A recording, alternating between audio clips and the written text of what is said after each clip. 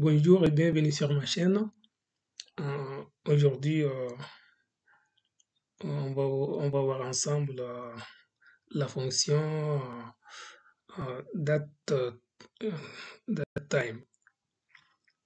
Donc, c'est une fonction indépendante qui est très utilisée et très bénéfique pour la manipulation des données des types date. Donc, ça nous permet de convertir, si vous voulez, pendant de time, ça nous permet de convertir un format. Si on a par exemple un format de date, un format, un format objet ou bien en chaîne de caractères, on peut le convertir en format date. Donc c'est très important. Donc c'est important à connaître. Donc comme en tant que data analyst ou data scientist, c'est une fonction qui est incontournable quand on manipule une date. On peut extraire à partir d'une date beaucoup des informations. Par exemple, voilà, on va voir ensemble en pratique dans ce tutoriel.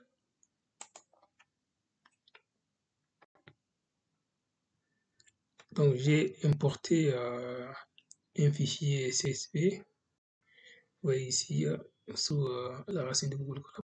Et j'ai importé Pandas. J'ai essayé de lire le fichier. Ici, vous voyez. Et j'ai changé certaines, vous voyez, j'ai changé les colonnes. Les noms des colonnes, parce que les noms des colonnes sont en anglais et je les ai changés en français. Ça serait beaucoup plus pratique pour l'explication. Et on va ouvrir les données et voir def.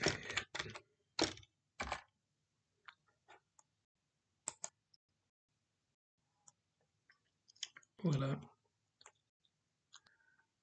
On voit les 5 premières lignes de notre data frame. Vous voyez, on a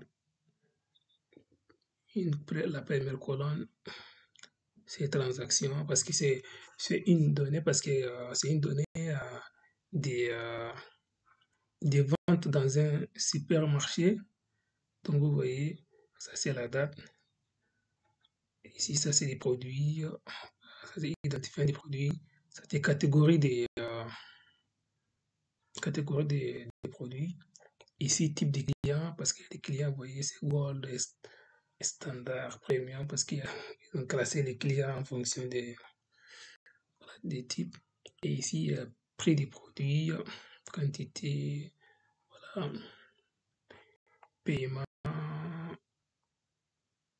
Oui, il y a des gens qui, type de paiement, il y a des gens qui payent par carte bancaire, il y a des gens qui payent par l'argent liquide, il y a des gens qui payent aussi peut-être par d'autres moyens de paiement. Voilà. On va voir aussi des points chèques. On va voir, on a combien de lignes et combien de colonnes. Voilà, on a 7829 lignes et 9 colonnes. Def info.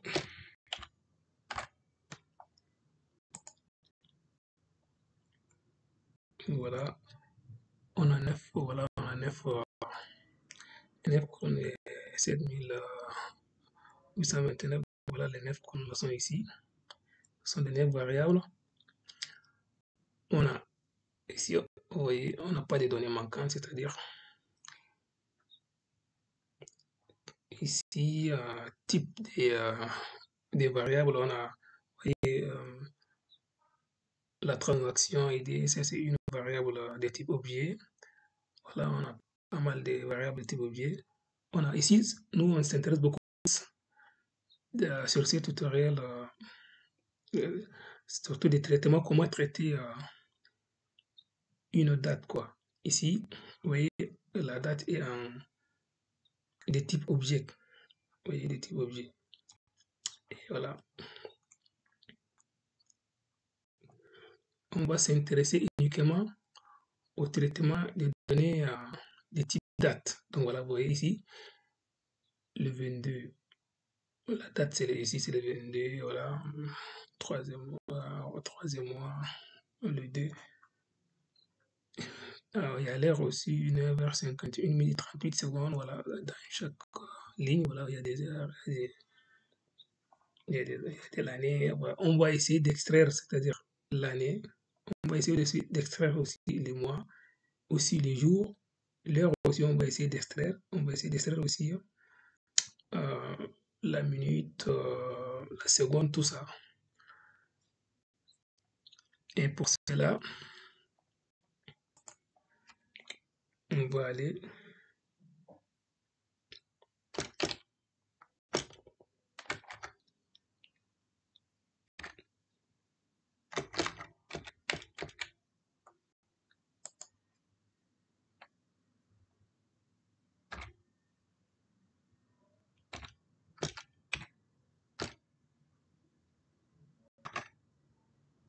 PD point to time. Ça, c'est la fonction qui peut transformer. Ça va nous permettre de convertir la date qui est en string en chaîne de caractères en format date.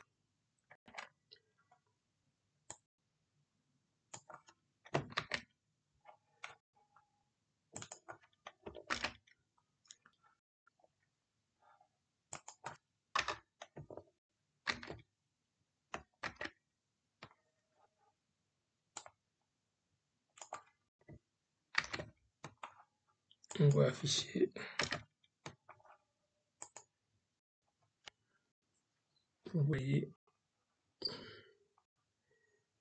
c'est maintenant les types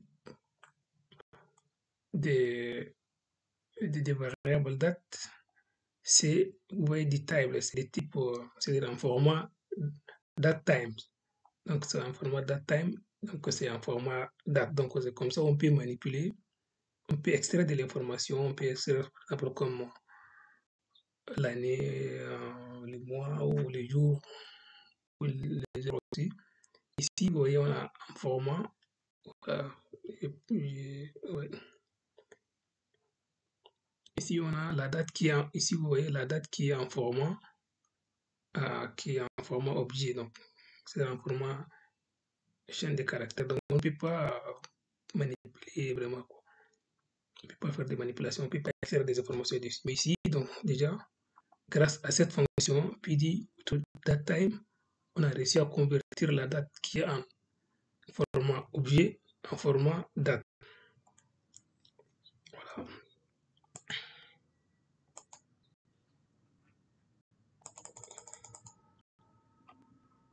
Donc, on va essayer d'extraire les informations cachées dans la date. Et on va essayer de voir ensemble, faire aussi des graphiques et tout ça. On va voir peut-être après, voilà, je vais vous expliquer au fur et à mesure.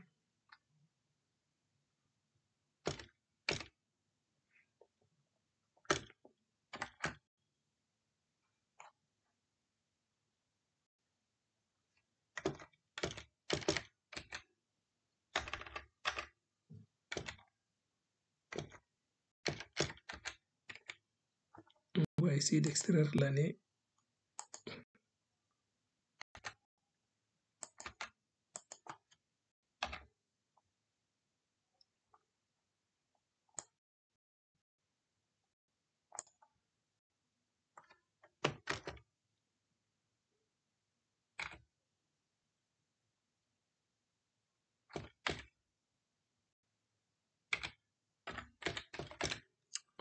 Comme hier, c'est en anglais, c'est comme l'année, donc ça va nous permettre d'extraire l'année dans, dans la variable date.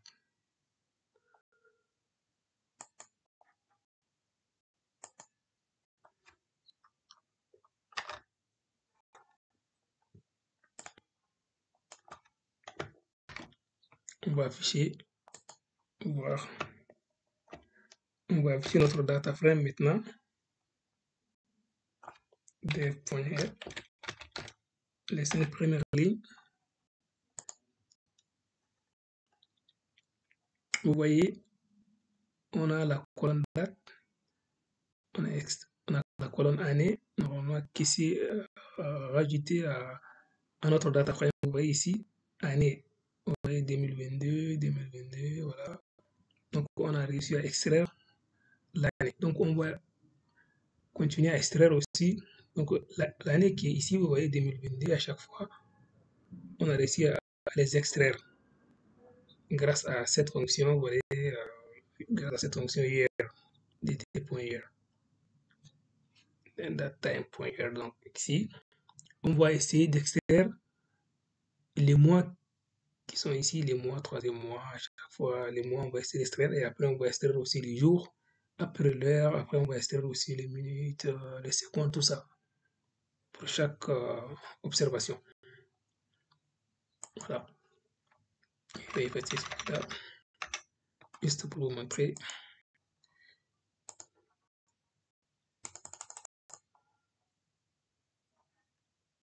Copier-coller, après, je vais modifier les trucs. Ça serait un peu facile pour aller un peu plus vite. On va extraire les mois. Et ici, toujours en anglais, je vais changer hier en mois. Voilà.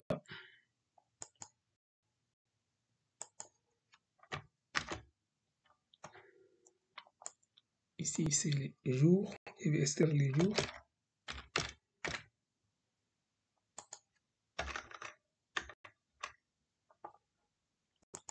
Je vais remplacer ici par day. En anglais, c'est jour les jours. Je vais extraire aussi les heures.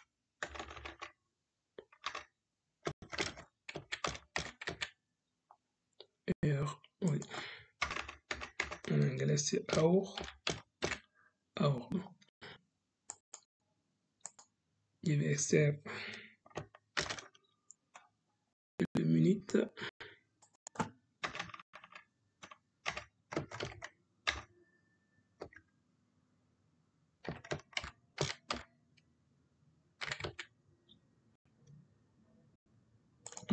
Minutes aussi en anglais.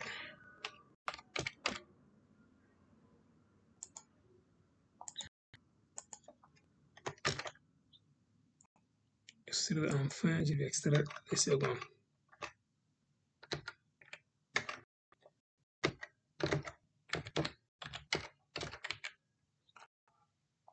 En anglais, seconde, c'est 50.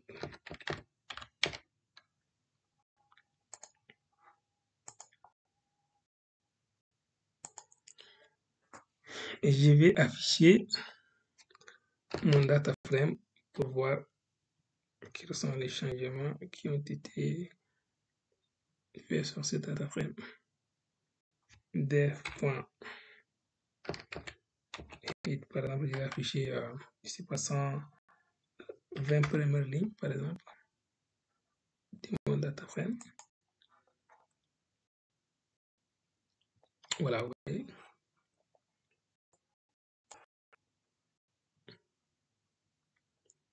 Vous voyez, on a réussi à extraire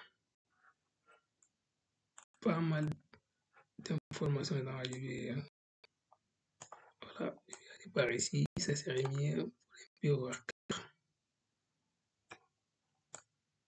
Vous voyez, on a réussi à extraire aussi année, aussi, voilà, les mois aussi, voilà, troisième mois, c'est mars.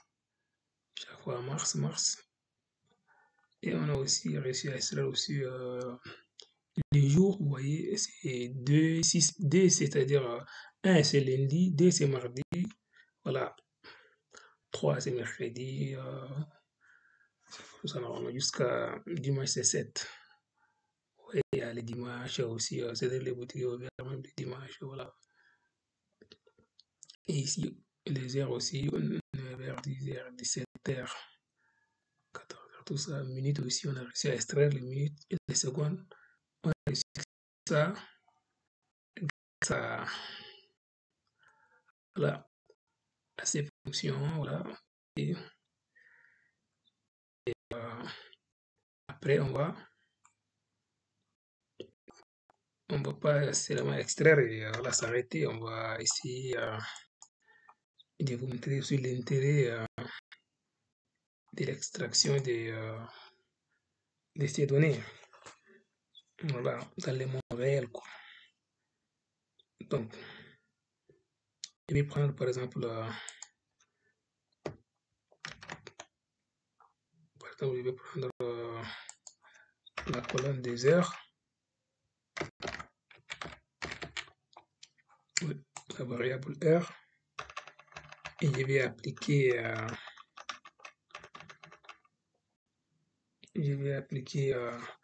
value count,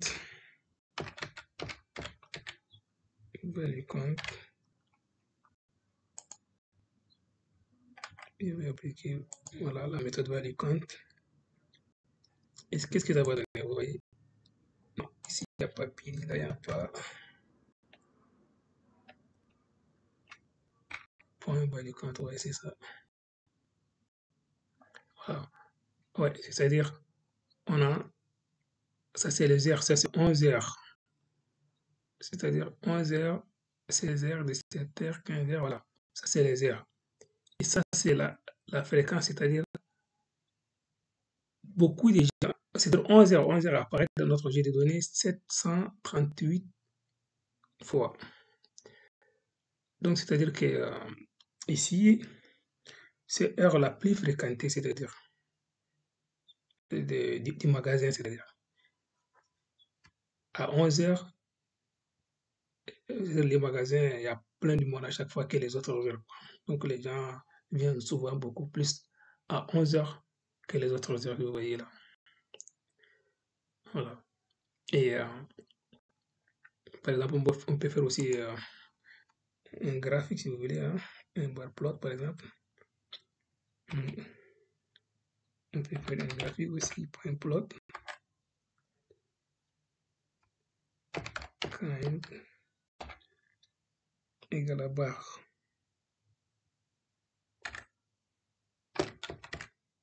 On peut faire des dealers. Vous voyez, c'est-à-dire les magasins, on peut aussi tirer d'autres informations aussi parce qu'on peut dire aussi les magasins ouvrent à 9h,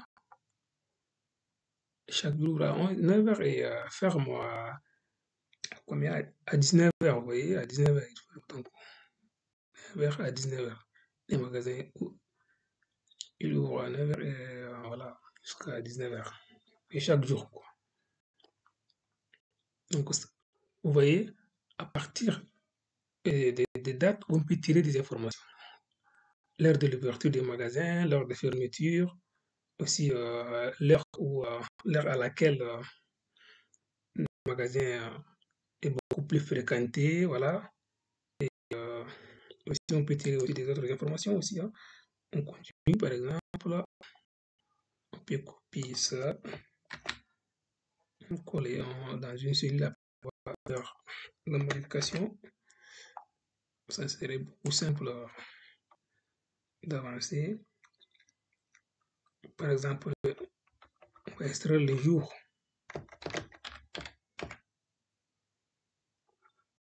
Voilà.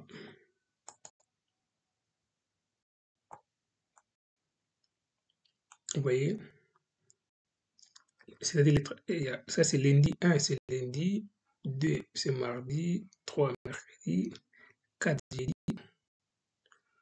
5 vendredi, 6 samedi, 7 dimanche. Donc c'est-à-dire le magasin fonctionne 7 jours sur 7. Voilà, c'est-à-dire de lundi jusqu'au dimanche et elle ouvre de 9h et elle, voilà, jusqu'à le magasin est ouvert de 9h à 19h. Donc voilà, c'est des informations on arrive à extraire à partir. Donc on va voir aussi et, les mois, par exemple, on va extraire des informations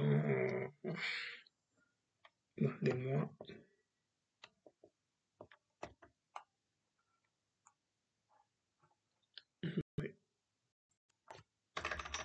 J'avais écrit ici mois, je vais changer mois.